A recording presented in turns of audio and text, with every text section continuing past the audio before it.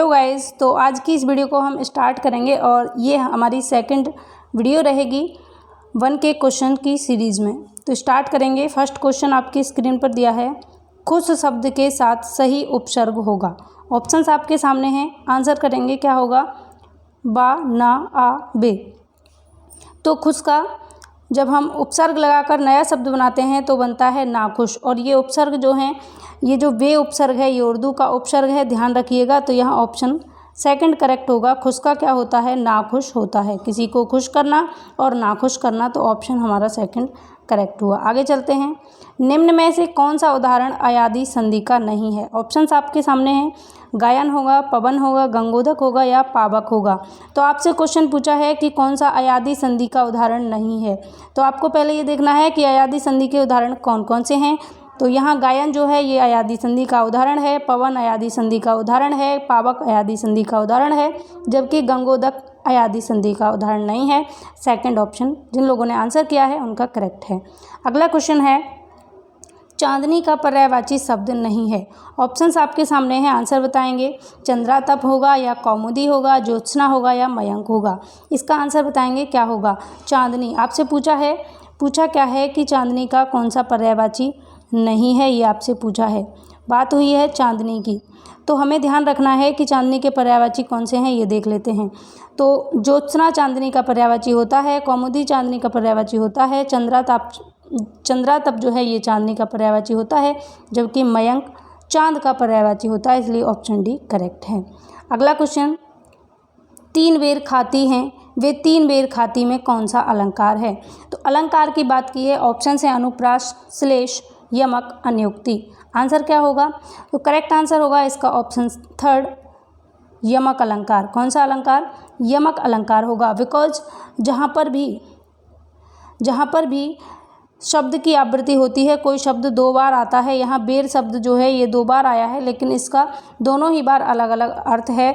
तो जब भी जोड़ा आता है और उसका अलग अलग अर्थ हो तो वहाँ यमक अलंकार होता है। अगला क्वेश्चन, अर्जन शब्द का विलोम आपको बताना है कि अर्जन का विलोम क्या होगा। ऑप्शंस आपके सामने हैं, आंसर कीजिए इस क्वेश्चन का करेक्ट आंसर क्या है। अर्जन का विलोम आपसे पूछा है, हम चेंज कर लेते हैं कलर, बिकॉज दिखाई नहीं दे रहा। तो अर्जन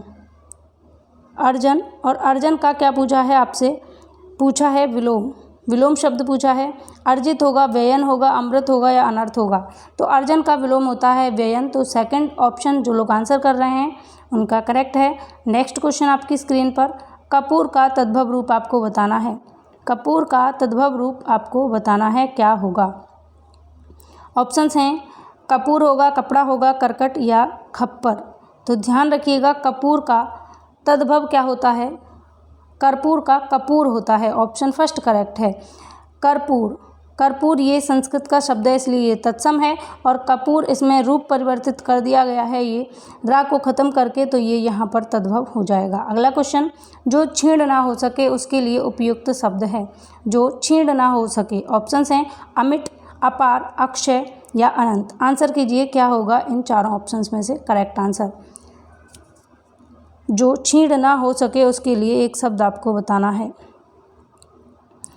तो ध्यान रखिएगा, जो छीण ना हो सके उसे हम कहते हैं अक्षय। तो यहाँ ऑप्शन हमारा थर्ड करेक्ट है। नेक्स्ट, निम्न में से नासिक की ध्वनि आपको बतानी है कि कौन सी नासिक की ध्वनि है। आंसर आपको करना होगा क्या,